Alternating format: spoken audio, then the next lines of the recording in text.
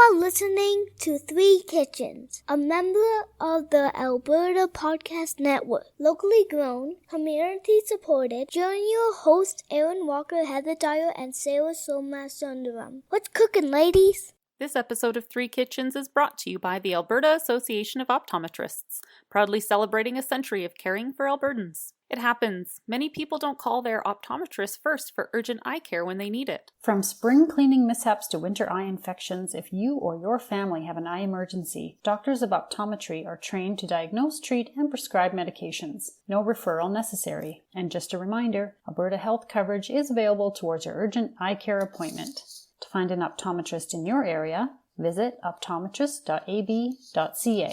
The Alberta Association of Optometrists represents almost 800 doctors of optometry in over 80 communities across the province. Members are highly trained, regulated health professionals who provide primary eye health and vision care to Albertans. Learn more at optometrists.ab.ca.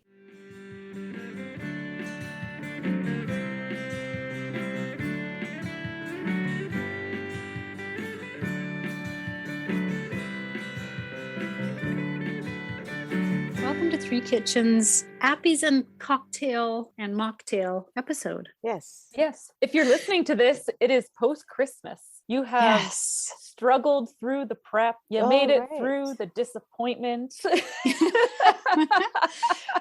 No. Hopefully your house guests have moved on. If you had any. You've made the food. You don't have to worry about cooking or baking or gifting or... It's all done. That's right. And I have to say thank you to my two Three Kitchen hosts here, my left brain and my right brain, Sarah and Heather. Because they were really nice and they got gifties and shared them. And I feel crappy because I was like, well, these Christmas cookies they were the are my smallest gifts. Come on. You do not know. Seriously. So thank you guys. I cannot wait. These marshmallows. I was making those marshmallows yesterday. I had made like empanada filling and then I was making marshmallows. And Todd's like, what are you making now? Like, why do you keep making it? So then when I said we're doing appies and drinks, he's like, oh, so marshmallows for an appy? I was like, what? No. Like, who has a marshmallow before dinner or like with drinks? It's like it sounds like an appetizer for a 5-year-old. Yeah. Were they messy to make? I didn't find them particularly messy. It's kind of like making a meringue. Oh, cool. Okay. It helps to use a lot of icing sugar, dust it on, and even like quite a bit on top. Then when you cut through it, the knife is not too sticky. Okay. I learned that as I went. That was my first time making marshmallows. I was going to say, I've never made marshmallows. This could be a whole episode. The blueberry ones are they're different recipes. And the blueberry one has fruit puree, strained puree in there, which is why they're purplish. And they're a weird kind of texture. I don't know if you kind of checked them out, but they're a little gummier, like a gummy almost. Okay, I haven't checked them out. I was going to leave those for the kids actually and just have a little bit to try. Oh, try them and see what you think. Definitely will try them. Yeah. Oh, I'm not sharing these with my kids if I can help it. Oh, okay. No. They're the adults marshmallows. Oh, are they? I have some colored ones in the cupboard if they want something in their hot cocoa. They can go there. Oh, okay. It's because I shared nothing else with the kids that I got today. So then I just felt like, oh, those are for the kids. But and Sarah also, because I had posted on socials a picture with my hot chocolate and marshmallows, and your husband was like, wow. I know. So I said, oh, there's some at your house. Hopefully no, you shouldn't have said some that. left for him. Oh, sorry. Darn it. I was actually going to reply and I was going to say, oh, there's none in this house. That's for sure. But I guess I'm too late. Well, you could always say that you ate them. Yes. Like my reindeer antler. Yes, you're looking festive. Yes, your post-Christmas garb. My post-Christmas garb, yes. That's right. It's pre-Christmas for us today. Yes. But it's winter solstice today. Oh. And so it's extra special. I like how she's like almost tomorrow, dancing in her seat with these antlers on. Sarah's very fluid right now. Well, I've been drinking my drink that I made and your drink. Both of them. And your drink. Yeah, I have them all here. Yes. Oh, good. I brought all three of them into the recording room on my tray with my 3 appies. That's what I did. This is my dinner tonight. See? Magic. Nice. Well, let's Yeah. talk about what you're eating Yeah. and drinking. Yeah, so we decided to do appies and cocktails because New Year's. depends what you're going to do for New Year's. I mean, for us, it's going to be a quiet one, but I remember the days when we used to get together for New Year's and have a nice little party, and appies and cocktails were the thing to do. Mhm. Yeah. And I have to say, we've never really done much for New Year's, but we've always just had like a nice meal, and we've just had something for ourselves as a family. So we'll Mhm. make mocktails, and the Mhm. kids will have them, and we'll have them, Mhm. and we'll make, appies. It makes Yes. it a Yeah. little fun thing after Christmas for just the four of us. Yes, that's, Yeah. yeah, I should have said that. This was pre-kids that I was talking about. Definitely not post-kids. Yes, same Mhm. thing, Erin. That's what Mhm. we do. So we each took on a drink and an appetizer. Yes. And there were no duplicates, which is always No. nice to see. Mhm. No. Not that I expect it, but one of these times it'll be like, what? We all made the same thing? Yeah. It's going to happen eventually with the way It that our will. Like, it's got brains to. are in the, the sharing Mind realm. meld. Yeah. Exactly. It's Mhm. going to happen. Erin, why don't you start us off? Because Sure. yours actually was the only one that I shared with my family, Yes. as it happened because it arrived and my family was all around. Around. Yes, I handed it to your son, and I was like, Vultures. give this to your mom. And he's like, okay. I was like, right away. And then one of them came to me and said, Vultures. Mom, your Erin just dropped this off for you. I'm like, my Erin was here. Oh, that's so nice. Oh my God, I love those kids. They're all so great. Yeah, it was quite cute. Ah. But I had to like pry that toast out of one of their hands. Oh, Like he was going to eat the whole thing. So tell us about it. okay. So for my appetizer, I wanted to make it something really simple, because if you're post Christmas and you've done all the hosting and all the cooking and all the making, and we've been baking cookies, and I don't know, it seems like, yeah, I could sleep in my kitchen and still not finish everything. Mhm. Well, you wouldn't get much work done if you're sleeping in there. No, well, there's Just- a problem. Thanks. I'll just stay up 24 hours a day then, Heather. Exactly. Yeah. More effective. All right. I wanted to make something that was really super easy. So I kind of just came up with this out of my hat because I was just making this for my own snack at lunchtime. Ugh, I'm a little bit disorganized. Oh, wait. Can I say what Oh, you yeah. made first? Okay. You clearly made the baguette first. Got you back for the last episode, the Roti John episode. Yes, I did make the baguette first. Did you really? No. Stop it. Okay. It's like, damn it. She did. Oh, she shit. would. If She it weren't would. Christmas. If it weren't she Christmas, I would have made that baguette. Uh, Totally. I have been making this at home on naan bread, and that's all I have right now because the baguette that I got, my family got into, so I only had enough to give you guys some.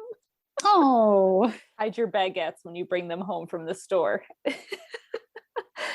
Kids, they're cute. They feed themselves sometimes. Vultures. It's always They're a all disaster. vultures. Yes. yes. My kids just sent me a note via paper airplane, and it says, to Mom, I really liked the rice. What did you make? Jambalaya. Oh, jambalaya. Oh, yummy. Like I said, I had some baguette issues. You don't have to bake your own baguette. You get to go buy this at the store, and it's 97 cents for a stick of baguette. It's cheap and easy to buy. So you could do that. I kind of wanted to find like the little mini naans that are like those individual serving yeah. size ones. Those Mhm. are always so nice. Or Yeah. even pitas. Everything Yeah. that was that size was sold out in the store when I Okay. went. So you're flexible. You can put this on any carb you want, is what I'm going to say. Crackers. Crackers. You could Mhm. put it on crackers. So grab yourself your carb, your crackers, your bread, your naan, whatever you got lying around, your pita, and you spread some hummus on it, because we've all had the veggie trays. We've all got the thing of hummus in the fridge. Mhm. Boom, you can add it into your appetizer. And then you're going to make one thing ahead of time. And that's the chimichurri salsa Oh, so good. from Francis Malden. Yeah, Mm, Francis, you're a good man. Love That's of right. Francis. Maybe he'll get this. If only he were online and not living by candlelight out in the woods. with his small hands. That's all I could think of. Everybody go back Go back and for more listen than to the one. empanadas. Yeah, for more than one reason for this episode. Go back and listen to the empanada episode that when Erin made amazing Argentinian empanadas. We talk about the chef whose recipe it is. Yeah. It's quite fun. Great. He is a fantastic chef. Have to He say. is. Yep. And his got great chimichurri Mhm. is so easy to make. You make it ahead. Honestly, you want to have this in your fridge at all times. Okay. And I believe he says it lasts for about 2 to 3 weeks in your fridge. It will not because you'll eat it. It never lasts that Yeah. long. But it's good to have it sit for about a week because it has a whole head of garlic, not a clove of garlic, a head of garlic. Mhm. There's red wine vinegar, olive oil, parsley, chili flakes, all that stuff's getting mixed together. And then it's with a salty water. So the Right. salmonera. Yeah. Yeah. So it's just, you bring water to boil, you add your salt in it, dissolve it, turn it off and let it cool. And that's how you make it. So what I love about this chimichurri is like, I love chimichurri, but sometimes I find it extremely oily. Like there's too Yes. much oil in it. And this one is not like that at all. Yeah. I love his chimichurri. So good. I don't know. I really like this. Me too. Very good. I need to know what was in that drink. She sends a text. The instructions are put half the green stuff into your glass and then add the Perrier to it. And I'm like, green stuff, this should be interesting. And so my husband and I were trying to name what was in it. We only came up with like 2 things. I thought there was mint and lime. And then I was like, I have Definitely. no idea. No idea what else. No, it's basil Oh, basil. Yes. and melon. But Yes. definitely lime. You can definitely taste the lime. Yes. The melon was a mystery to me, probably because I don't like melon. I would not have guessed melon, but the No. basil, yes. Yeah. Yeah. This was kind of another pull it out of my hat kind of idea. I made these popsicles once for the kids that had this honeydew, lime, and basil kind of concoction. And they were these delicious, I think they had honey in them too. They were really tasty popsicles. And for some reason, they just sprung to my head because when we started talking cocktails, I was like, oh, can I make a drink that's green? You could call it the Grinch, except it's not Yeah. angry at all. There you go. It's very happy. Grinch colored. It doesn't have any alcohol in it. So then I just started searching around for somebody who used these ingredients and made up a cocktail with them. Okay. So I ended up getting it from foodandwine.com, and I used a variation on their frozen honeydew basil margarita recipe. Yummy. Again, this isn't super complicated to make. You do have to go and buy stuff though at the store that you want fresh or mostly fresh. Right. And you have to make it before you want to serve it. You wouldn't want it to sit for too long because then that slushiness that you get, I don't know if it would keep in the fridge for more than like a couple hours. Oh, right.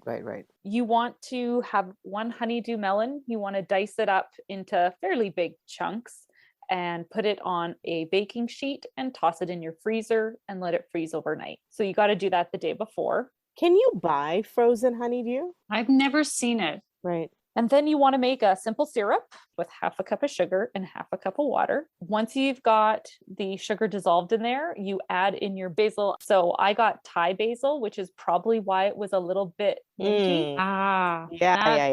Yeah, That's why what I it was like, is. I'm going to play with the basil. I don't want just basil. Right. I want to put the Thai basil in there. Yes. Toss it all into your simple syrup. Let it cook for a little bit.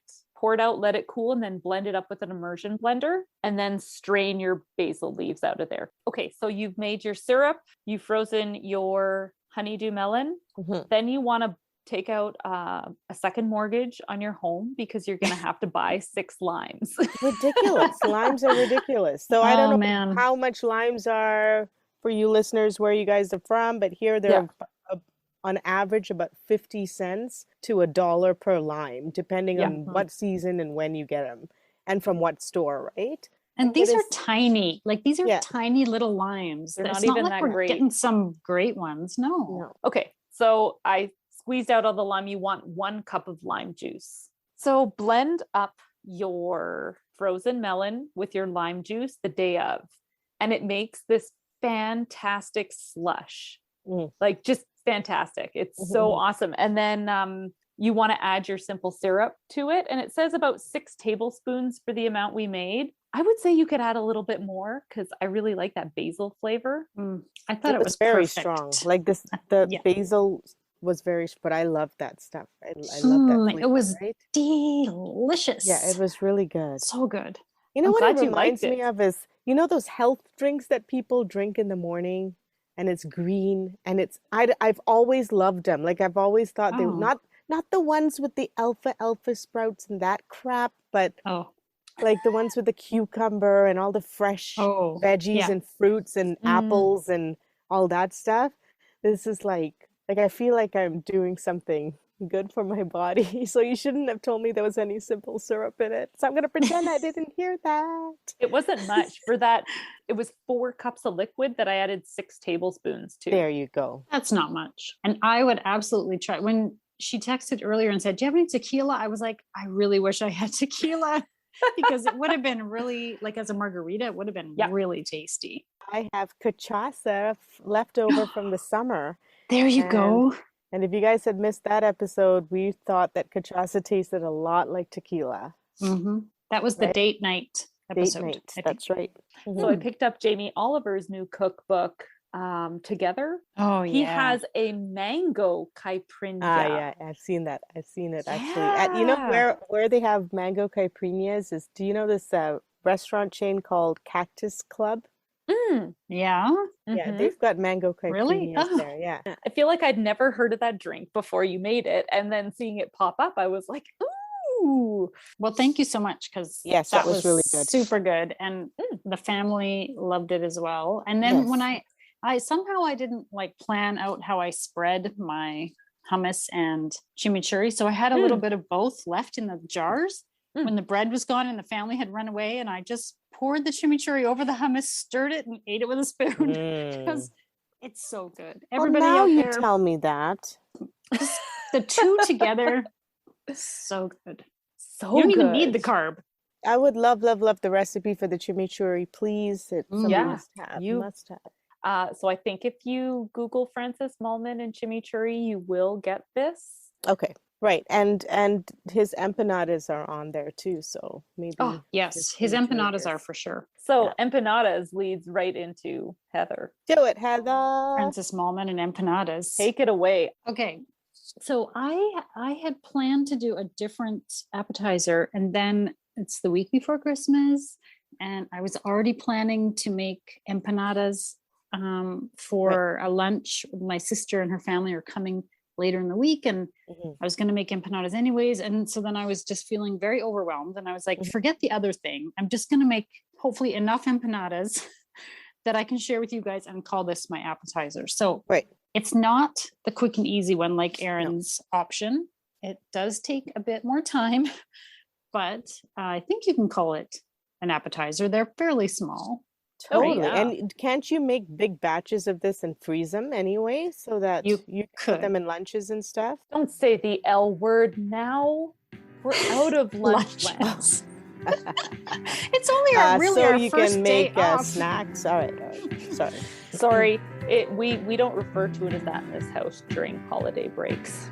All right. We don't even eat the L word during holiday break. We don't eat that meal. No. But an empanada could be any meal. It can be an appetizer. It can be a dinner. It can be your lunch. It can be breakfast. Totally. A snack. Anything.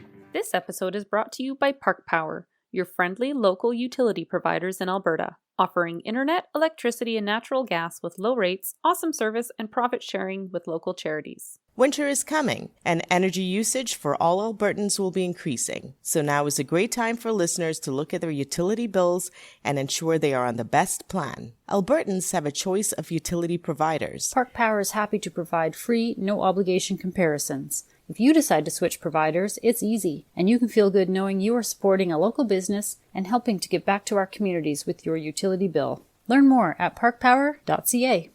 So I made a chicken empanada. We talked earlier about Erin's empanada that she made for an earlier episode, and that one was beef. So these are a little bit different, although I did use the same dough recipe, I believe. I didn't have the book, but I looked it up online, Frances Mallman's dough, which was surprisingly easy to make. Although as I was getting it going, so you have to do this water, salt, melt your fat into it, and then let it cool. And I remembered as I set it aside, I was like, oh, I had this like, I could hear Erin's voice going, that took longer to cool than I thought. Yeah, totally. Because it really does take quite a while to cool down to room temperature. But then you just mix your flour in and you've got this great dough, and you let it sit for like an hour, and then you're good to go. So that part was super easy. I'm glad you remembered that, because I didn't even remember that. Well, I remembered it kind of late, but that's okay. It was fine. It's okay. We're reminding everybody else twice Yes. over now, so that when they make empanadas. Yeah, make that in the morning before you get started, so they'll be nice and cool when you are ready to go. Mm-hmm. And the other tip is make your filling the day before. The night before. Mm-hmm. The beef is far more labor intensive because you have to chop it all up. Right. The chicken one that I made is with ground chicken. Much easier. So this recipe was from the kitchen, kitchen.com. Yes. For the filling. And then I used Frances's recipe for the dough. Oh, okay. Okay, fun. interesting. Okay. Because I knew that we liked that dough. Right. And so I was like, I know that one's going to work. Okay. And this recipe does have a dough recipe as well. It had quite a bit less flour. So I don't know if it makes less dough, but I decided to just go with Frances's, and it worked out just fine. Totally. Yes, it did. So the filling is ground chicken, onions, potatoes, green olives, capers, parsley, cumin, smoked paprika, white wine, chicken broth.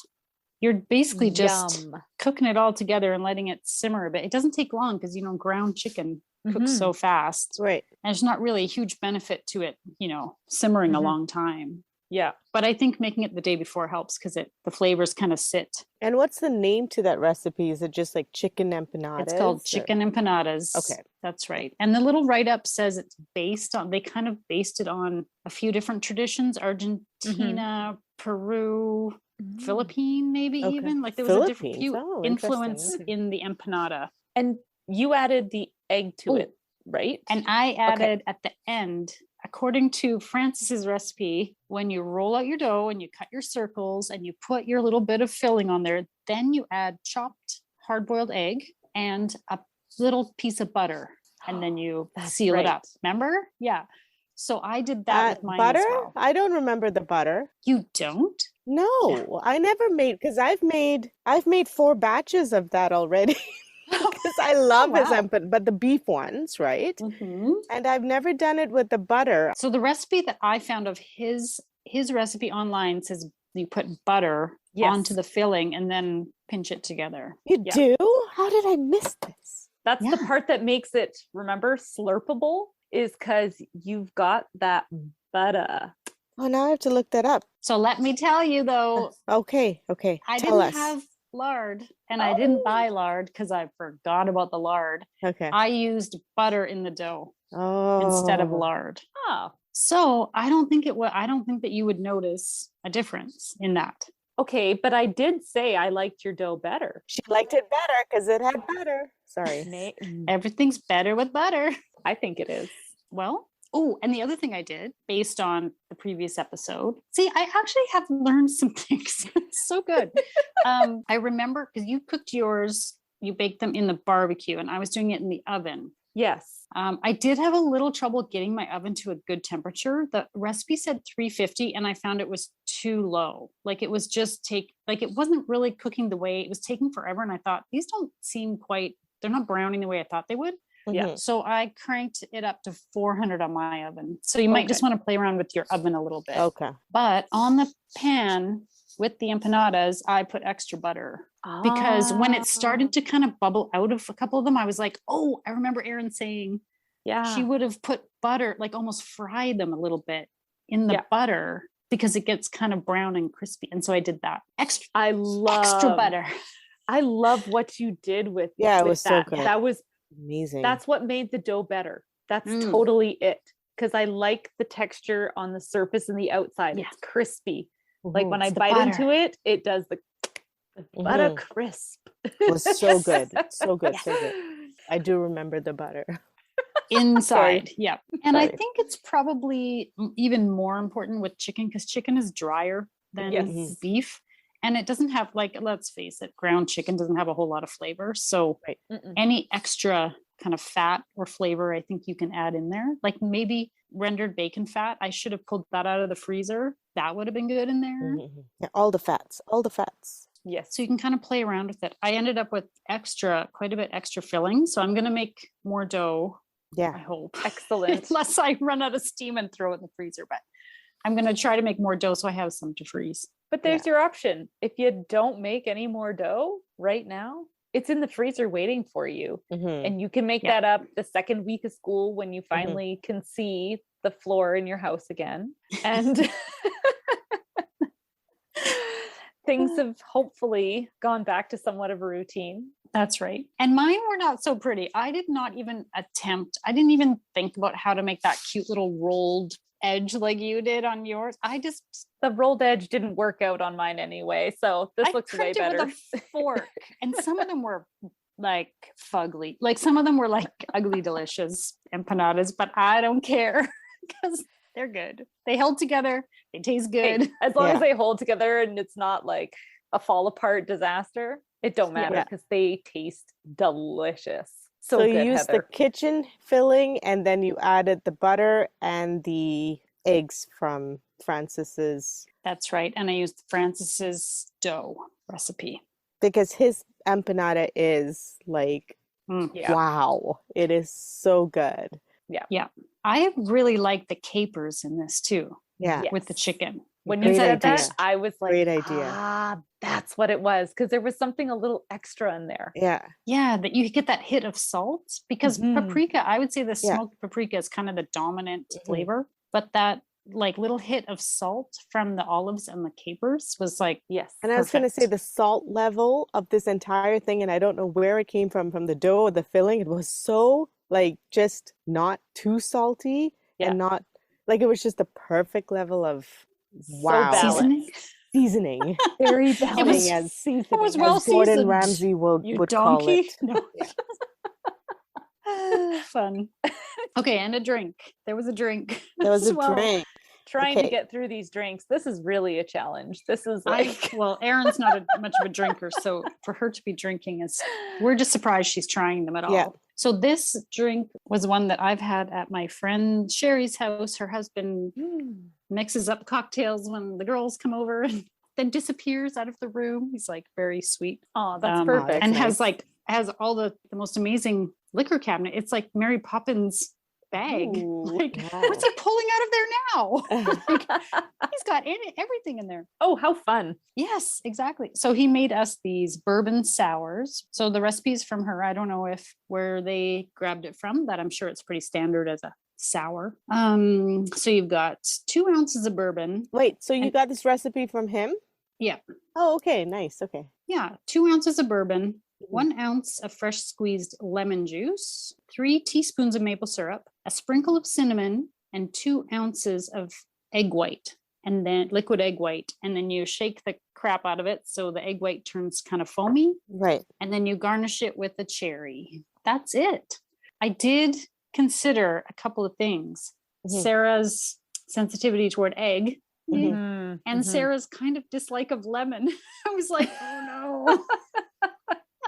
But I was like, well, we're trying it. If you don't like it, that's fair. No, I liked it. I liked it very much. But it was so funny because my husband just walked in through the door when I was getting my tray ready. And I'm like, have a sip of this and have a sip of this. And he tried it and said, oh, I know what's in this. And I'm like, what? It's like rum and coconut water. And I'm like, what? I'm like, really? I don't know. So I can't wait to go tell him that that's really wrong. I'm like, nowhere near, my dear. I don't even know what you're talking about but I said, there's egg in there. I didn't know that when I had it at her, I guess, because I was just like, oh, it's just been shook so well that it's frothy. But the egg white is what makes it kind of foamy like that. Right. It's very yummy. It's very delicious. I like it too. Maybe I'll mix one. If I ever get through Sarah's drink and I'm still awake and upright, I might make myself one tonight. It's really tasty. Yeah, it is very delicious. Yeah. I'm glad it transported okay. I was a little concerned about the eggs settling or something in there. That was okay. Mm-hmm. Now, Sarah. So I made something very simple, so sort of a go-to for snacks or whenever okay, stop it, because I said the word simple. Every recipe she says is simple. Let's see if it is. Shall we? I usually do this with extra wonton wrappers that I have whenever I make dumplings. I have either too much filling or I have too many wrappers. So sometimes I try to figure out what I can use the wrappers for. And usually I put them in muffin tins and I make wonton cups out of them. Mm-hmm. And then you can put whatever you want into it, or you can make something and then put it into it and then bake them that way. Right. And so in my case today, I made buffalo chicken wonton cups. And I got this buffalo chicken recipe from something called the Forked Spoon. I said forked. theforkedspoon.com. And I took his recipe and I completely changed it up, but like, you don't have to. You can actually use this stuff. It is actually very delicious, but you take boneless, skinless chicken breasts. What he does is he actually marinates this with salt and pepper, and then he says you can marinate it with whatever other powders you would like garlic powder or onion powder or whatever. And then you put some oil on it, and then you bake it. And then you make the sauce, the buffalo sauce, which is Frank's Red Hot sauce, butter, honey, a little bit of lime juice, garlic, and onion powder. Oh, interesting. So that sauce I made exactly as he said. You put it all into a pot and you whisk it up, and then you sort of put a little bit on the chicken and you bake it that way. Okay. And then you sort of pour the rest of the sauce on the chicken once it is cooked. Okay. What I did was, so instead of the boneless chicken breasts, I used thighs, and I cut it into slices, like really thin slices. And then I marinated it with salt, pepper, and I had this powder that I have called peri peri. You guys know from Silk Road Spices. I love it. I love peri peri chicken, their spice mix. It's amazing. So I put some of that in there, marinated it for a bit, and then instead of baking it, I took out my wok. I put some cornstarch on it, and then I fried it up so that it would be thicker and have that sort of consistency of like a little bit of a crunchier chicken. Right. But try not to overcook or over dry your chicken because it's going to go into these cups again and bake again. Okay. So then I made the sauce and I mixed it in with the chicken. Make sure there's not too much sauce, right? Because you don't want that liquid to sort of seep through the wonton cups. You want it to be fairly dry but juicy enough, right? Then you take a muffin pan and you take your wonton wrappers. And the ones that I had were square. You sort of put 2 wonton wrappers, but you put them diagonally. Right. How would you say this? I know like what in a you mean. diamond shape, right? So you put one. So they're like alternating. That's right. So the points go all the way around. Yeah. Yeah. That's it. Like you've got an 8-point shape. Yeah. Thing. Yeah. And then you make sure that it sits in the muffin tin. Some people like to just bake it as is with a little bit of oil on the bottom and on the top. They bake it at 350 Fahrenheit for about 10 to 12 minutes. And then they take it out and then they put the filling in it. I like to put my filling in it so that it's nice and hot and crispy when it comes out. I mean, ideally, this is supposed to be served as soon as you take it out of the oven, right? So what I did was I put the wonton wrappers, as said, and then I took a bit of the chicken and I put it into the cups and I put some feta cheese on top. I baked it for about 11 minutes at first, and then I took it out and I thought it could have stayed in for a little longer. I was in a big rush today, and so I put it in for another 2 minutes, and I think it worked out. And then I packed them up and I sent them over to you. What did you think? I really liked those. They had just the right amount of kick. Yeah. The spice And that level was good. Yeah. They weren't drippy. They were really easy Yeah. to eat as an appetizer. Right. Right. Yeah. You could take a couple bites of it. The cup didn't fall apart and like crumple. Yeah. And then you're like holding this weird pile of all your stuff and you're Yes. slurping Yeah. it out of your hands. Right. Like it, And the chicken didn't really fall out. Like it all kind of held. you could take like a bite without looking like you're gnawing on it or whatever, right? Like sometimes you pick up appetizers and you take a bite and you're like, oh God, now what do I do? Yeah. You have to shove the whole thing. You have that moment of, well, I guess it's all going in. Yeah. Yeah. I liked the crispiness in the wonton wrapper baked like that. I was wondering what you used because I was like, well, this isn't phyllo, but it's not. Yeah, I couldn't figure it out. So, I mean, come on now. Was that simple? Yeah, that seems That was simple. simple. I'll go with you on that. Yeah. That buffalo sauce. I've only ever bought buffalo sauce. I never even thought about what's in it that makes it taste like. So I wouldn't have thought lime juice, and there was something else you said that I was surprised by. I've made buffalo sauce a number of times and I've never seen lime and honey go into it. But as soon as I saw that, I was like, oh, I'm trying this because I love wings. Yes. You know, that's like my weakness. So I had to try it and I really like this recipe and I really like it with that peri-peri powder marinade. That's what gave it the kick, right? Yeah, that's the what peri-peri. Yeah. That spicy. It was perfect. Yeah. Yummy. I wanted more. I'm like, she only gave me 2. Now they're gone. This I always often do happens. that. I always make less food, but I always do an overpour for drinks. Speaking of, I was going to say, Sarah made this nice drink that will put her guests on the floor. Yeah. Good thing I'm already sitting on the floor. At least it put us on the floor. Let's talk about the drink. Yummy. I think we can still talk. We're not quite. Yeah. So far, so good. So far, I haven't hit the bottom. It's like the bottomless drink. I will not complete mine. I don't think. No.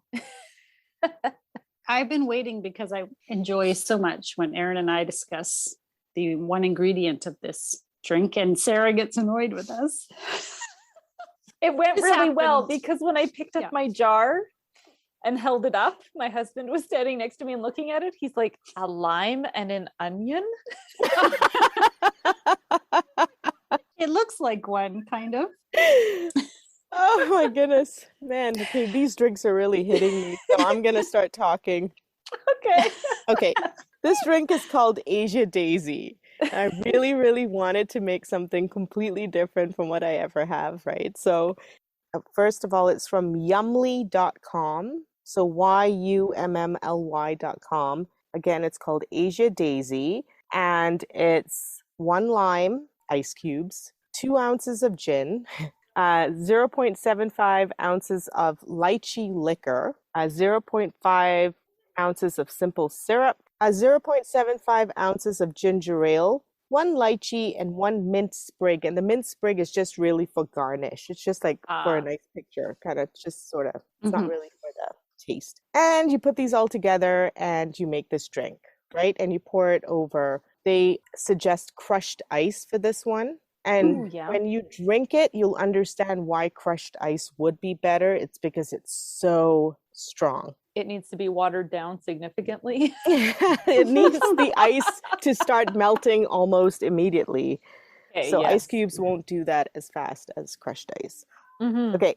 It's very much the strength of a, very strong martini. Right. But I do have to do a little shout out to Kensington Wine Market. So I called them up looking for something called a lychee liquor because I had never heard of this before. I spoke to someone named Chelsea, and Chelsea sat down for 10 minutes and helped me look or hunt down for a lychee liquor. She also then gave me tips on how to make my own lychee liquor. Oh, interesting. And, I'm thinking maybe for next Christmas. What's the base of it?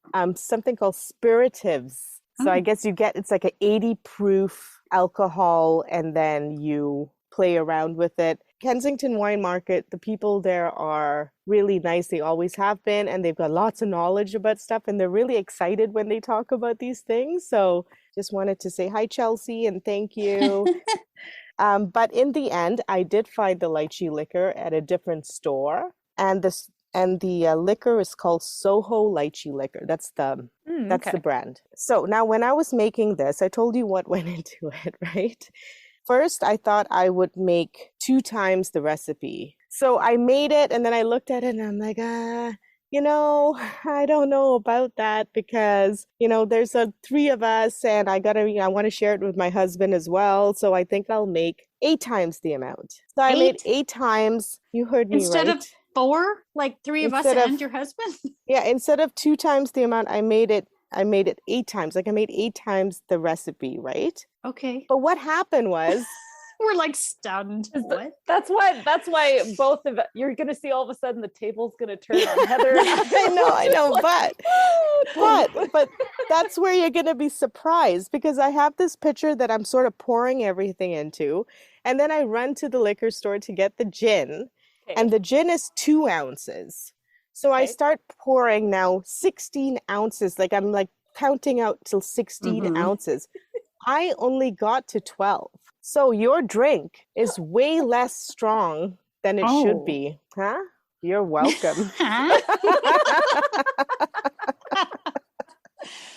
Well, Merry goodness. Christmas and a Happy New Year. I can't even imagine it being more alcohol than there already is. Anyway, what do you think? Do you like the flavor? It's very tasty. I do. Yeah. Yeah. It's very strong on the lychee nut flavor. Sorry, every time I say it, I laugh. Lychee. The lychee flavor is very strong. I don't know why, but in prior episodes, we've had a ongoing sort of difference of opinion on how to pronounce a certain name of a fruit called, as one would say, not me. This is not me. Just so my family and friends are listening from Asia, I do not pronounce it like this. So Erin calls it a lychee nut. No, it's a lychee nut. You called it a lychee nut. I don't know anymore. Well, I'll tell you, Erin, because I was on the same page. We both said it was a lychee nut. Okay, so maybe there's something like I don't understand about it. Maybe it is a nut. Now I feel like a nut. Yeah. But I've always known it as a fruit. And I call it lychees, where I was born. Okay, listen. We all know that that's where it probably comes from. Where does it come from? Asia. Yeah, so, okay.